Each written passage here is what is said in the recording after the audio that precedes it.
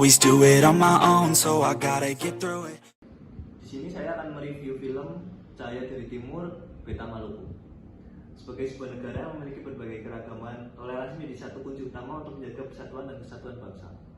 Pasalnya, selain memiliki perbedaan suku, Indonesia juga dikaruniai perbedaan adat, budaya, ras, dan juga agama yang bisa menimbulkan konflik.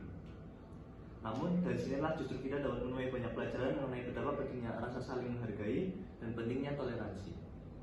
Dalam film Cahaya dari Timur, yang rilis pada tahun 2014 lalu, yang dibintangi oleh Chico Jericho, kita akan dibawa untuk menyelami sebuah bukti nyata mengenai pentingnya toleransi. Diangkat dari kisah hidup Sani Tawainela yang merupakan mantan pemain timnas Indonesia U16 di gelaran Piala Pelajar Asia di Brunei Darussalam pada tahun 1996, pentingnya toleransi benar-benar tergambar dalam film Cahaya dari Timur. Saat konflik antara Islam Kristen berkecamuk di Ambon, Sani Tawainela yang gagal menjadi pemain profesional mencoba mengumpulkan anak-anak yang menjadi korban konflik dan menggabungkannya dalam sebuah tim sepak bola yang kemudian berkembang menjadi sebuah sekolah sepak bola atau SSB. Pada awalnya, perbedaan agama tentu menjadikan anak-anak muda tak sudi untuk bermain bersama. Namun, dengan pendekatan yang humanis, dengan perjuangan yang tak kenal lelah, pada akhirnya membuat Sani mampu menyatukan anak-anak memiliki latar belakang agama berbeda tersebut menjadi sebuah tim yang solid. Perjalanan anak-anak yang berbeda keyakinan pun dimulai. Dalam asuhan Sani, mereka mengikuti turnamen sepak bola kelompok umur dan menjadi yang terbaik di Maluku Tengah. Atas prestasinya itu, Sani dan anak-anak asuhnya berhak untuk mewakili daerahnya melaju ke tingkat nasional.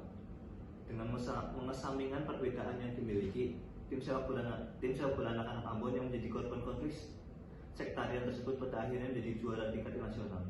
Sebuah bukti nyata jika toleransi benar-benar membuat kita menjadi solid dan kokoh. Terima kasih.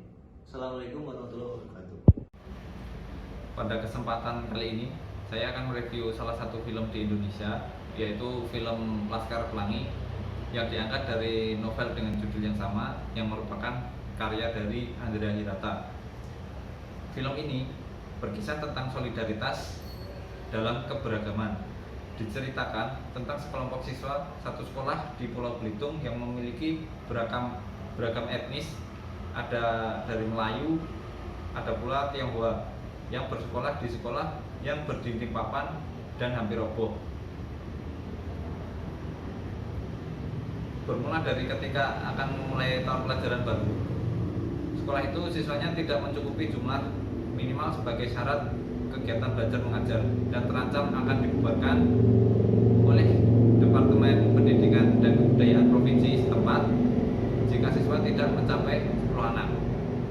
Namun, detik-detik terakhir muncul sosok Harun dengan kekurangannya dapat menyelamatkan semua siswa hingga bisa belajar di tahun pelajaran baru, sehingga sekolah tersebut memiliki murid yang genap 10 orang dan akhirnya sekolah tersebut tidak jadi ditutup.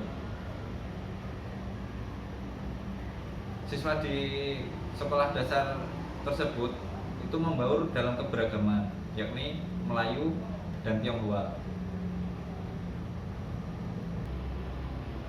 Dari 10 siswa tersebut diajar oleh salah satu guru hebat, yaitu Ibu Muslimah yang diperankan oleh Cut Mini. Di tengah kekurangan sarana dan prasarana sekolah, tapi masih bisa berprestasi yang membanggakan orang tua dan guru mereka.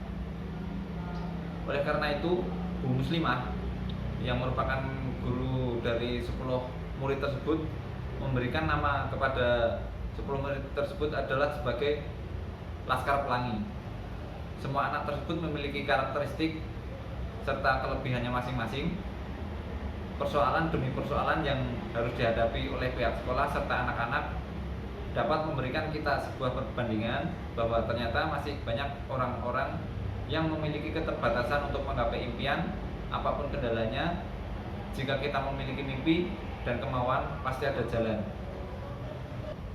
Keterbatasan yang dimiliki bukan halangan untuk mencapai prestasi, tapi solidaritas dalam keberagaman yang ditunjukkan siswa di SD Muhammadiyah di Belitung Timur menjadi kekuatan.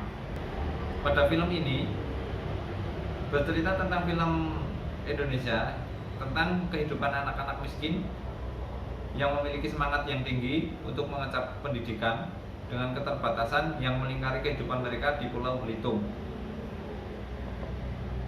di mana suku yang mendominasi adalah suku Melayu dan Tionghoa. Nah, di film ini kita akan sedikit mengenal tentang kebudayaan pulau. Salah satu pulau terkaya di Indonesia yaitu Pulau Belitung. Selain kaya akan keindahan, Pulau Belitung juga memiliki kekayaan budaya dan tradisi yang begitu menarik. Berbagai adat istiadat dan tarian tradisional. Maka dari itu, film ini menceritakan tentang keberagaman dari berbagai suku dapat saling menjaga solidaritas satu sama lain. Terima kasih.